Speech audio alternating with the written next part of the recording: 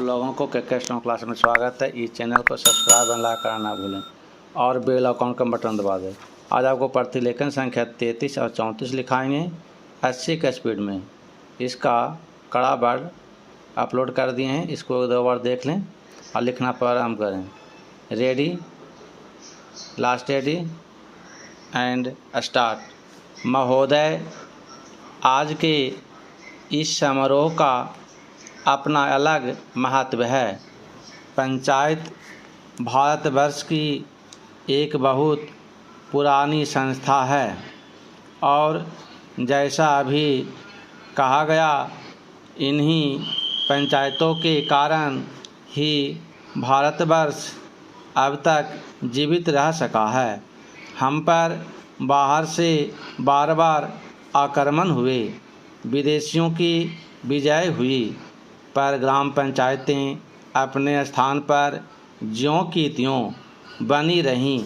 अंग्रेजी शासन के विस्तार के फलस्वरूप अन्य संस्थाओं के बिखर जाने के साथ साथ ये पंचायतें भी नष्ट हो गईं। जिस समय हम लोग ब्रिटिश सरकार से भारत के लिए स्वराज्य प्राप्त करने के प्रयत्न में लगे हुए थे, उस समय गांव-गांव में जो कांग्रेस कमेटियां स्थापित हुईं, वे एक प्रकार से पंचायतें ही तो थीं, पर उस समय हमारे हाथों में अधिकार नहीं था और जो पंचायतें स्थापित हुईं वे जनता की इच्छा से ही स्थापित हुई।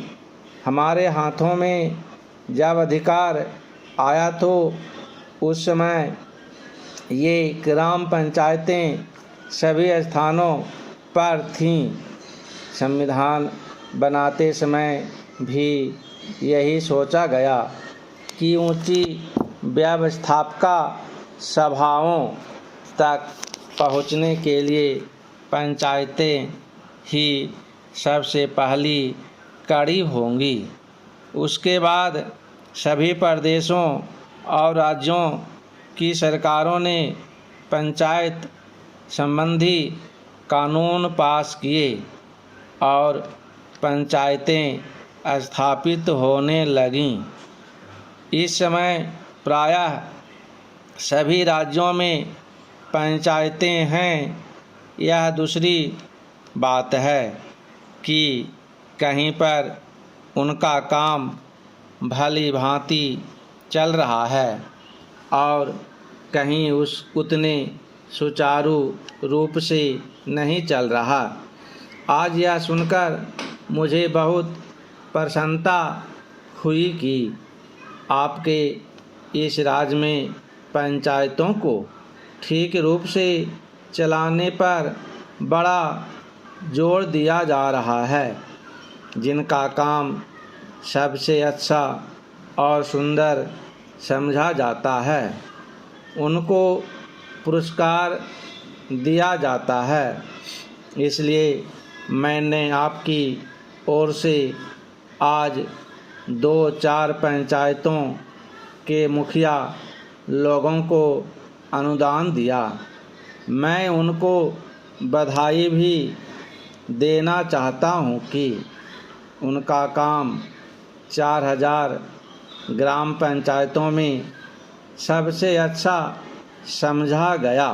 पैराचेंद, हमें यह स्मरण रखना चाहिए कि पहले की हमारी पंचायतें क्यों मिट गईं। हमारे देश में पंचायतें परंपरा से चली आ रही थीं।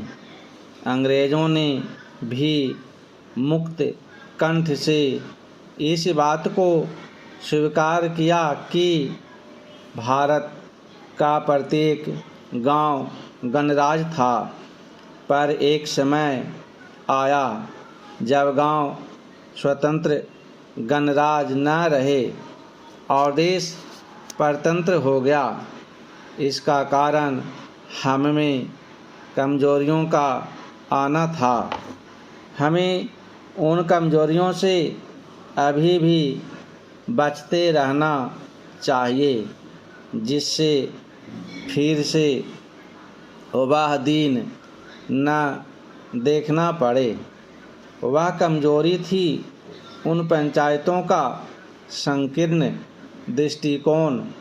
लोगों ने पंचायतों की परिधि के क्षेत्र को ही अपना देश माना और इस कारण जब एक पंचायत पर आक्रमण हुआ तो दूसरी पंचायतों ने उनकी रक्षा में हाथ बटाना अपना धर्म नहीं समझा। इसी प्रकार विदेशियों ने एक एक पर आक्रमण करके सारे देश पर अपना अधिकार कर लिया। हमारे शत्रुओं ने हमारे पारंपरिक वैमनस्य और भेदभाव से भी लाभ उठाया। अभी हाल में जब भाषावार राज्यों का प्रश्न उपस्थित हुआ तो गांव की छोटी छोटी पंचायतों ने जैसी संपत्तियां प्रकट की, उनसे यह स्पष्ट हो गया। पहला चेंज महोदय, अन्य उद्योगों और प्रत्येक राष्ट्रीय गतिविधि की भांति समाचार पत्रों को भी समय समय पर बदलती हुई परिस्थितियों के अनुरूप बनना होता है। हमारे स्वाधीनता संग्राम के अवसर पर राष्ट्रीय पत्रों ने बहुत बड़ा काम किया, जिसे राष्ट्र प्रशंसा की भावना के साथ सदा स्मरण रखेगा। देश के स्वाधीन होने के बाद से समाचार पत्रों के दायित्व में मौलिक परिवर्तन हुआ है। देश के विदेशी सत्ता के जाते ही शासन तंत्र राष्ट्र के प्रतिनिधियों के हाथ में आ गया। यह स्वाभाविक था कि इस परिवर्तन के बाद सभी समाचार पत्र अथवा उनमें से अधिकांश अपनी नीति पर पुनर्विचार करें। इन 9 वर्षों में अधिकांश पत्रों ने इस दायित्व को सुचारू रूप से निभाया है। मैं यह प्रसन्नता से स्वीकार करता हूँ कि पत्रों ने राष्ट्रीय महत्व के प्रश्नों पर सरकार का समर्थन कर उसका बल ही नहीं बढ़ाया, बल्कि जब कभी विचार स्वातंत्र्य और सच्चे मतभेद की मांग हुई तो पत्रों ने आलोचना का आश्रय भी लिया। किसी भी पत्र का मूल अंतोगत्वा महत्वपूर्ण प्रश्नों पर उसके निर्भीक और निष्पक्ष विचारों के आधार पर ही आंका जा सकता है। मैं समझता हूँ एक साधारण पाठक की दृष्टि से आदर्श समाचार पत्र वही है जो निष्पक्षता तथा निर्भीकता से सभी उचित बातों का समर्थन करे और प्रत्येक अनुचित कार्यवाही की निंदा करे। ऐसे देश में जहां विचार स्वातंत्र्य की पूर्ण व्यवस्था है, समाचार पत्र की अपने निष्पक्ष तथा वस्तुगत मूल्यांकन से जनता का पथ प्रदर्शन कर सकते हैं। यह काम उतना ही आवश्यक है जितना जनसाधारण में संवादों का प्रसार करना। पहला चेंज भारत में समाचार पत्र उद्योग लगभग 100 वर्ष पुराना है। इस काल में पत्रों ने बहुत प्रगति की है और शक्ति तथा यश का उपार्जन किया है, किंतु जब हम भारतीय पत्रों की दूसरे प्रगतिशील देशों के पत्रों से तुलना करते हैं तो हम बहुत सी बातों में, विशेषकर प्रकाशन संख्या की दृष्टि से, अपने पत्रों को बहुत पिछड़ा हुआ पाते हैं। लघु प्रकाशन संख्या का प्रमुख कारण हमारे देश में साक्षरता का भारी अभाव है। यह हर्ष का विषय है कि कुछ समय से पत्रों की प्रकाशन संख्या बराबर बढ़ती जा रही है और देर सवेर उसकी दूसरे देशों के पत्रों की प्रकाशन संख्या से तुलना की जा सकेगी। यह कहना असंगत न होगा कि समाचार पत्र उद्योग दूसरे उद्योगों से कुछ भिन्न है।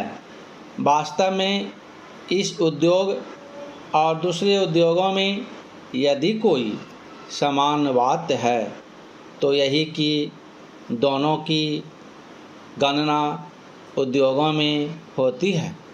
इसके अतिरिक्त समाचार पत्रों और अन्य उद्योगों में बहुत कुछ भेद हैं।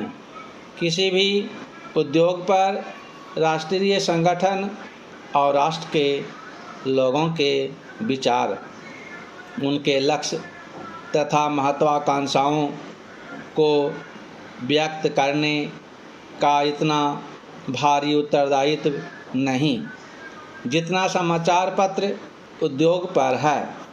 पत्रों और पत्रिकाओं का प्रकाशन संसार के सभी देशों में आरंभ में एक साधारण प्रचार कार्य के रूप में हुआ। उस समय यह कार्य आर्थिक लाभ से ऊपर था। धीरे धीरे जैसे पत्रों के पाठकों तथा ग्राहकों की संख्या बढ़ती गई और पत्र विज्ञापन का माध्यम माने जाने लगा। समाप्त। अगर डिक्टेशन बढ़िया लगा हो तो सब्सक्राइब और लाइक करना ना भूलें। धन्यवाद।